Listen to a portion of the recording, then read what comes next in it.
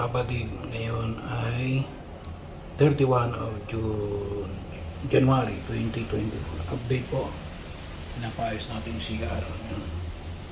Pinalitan natin ang flooring. Tapos yung bowl.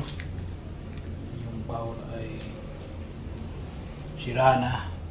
Kasi binaon. Hindi natin makuha ulit. So,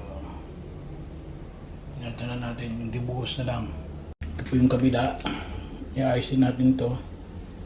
Medyo hindi kasi nag-aayos itong tubig. Hindi maayos ang pagkalagay. Kaya ito yung tubig.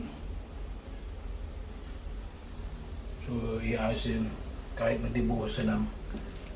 O kung may ayos pa ito, kung makukuha pa ito, pwede lang. Titingnan natin. Pero kung ayos din ito ng flooring. Yan. Naayos na lang.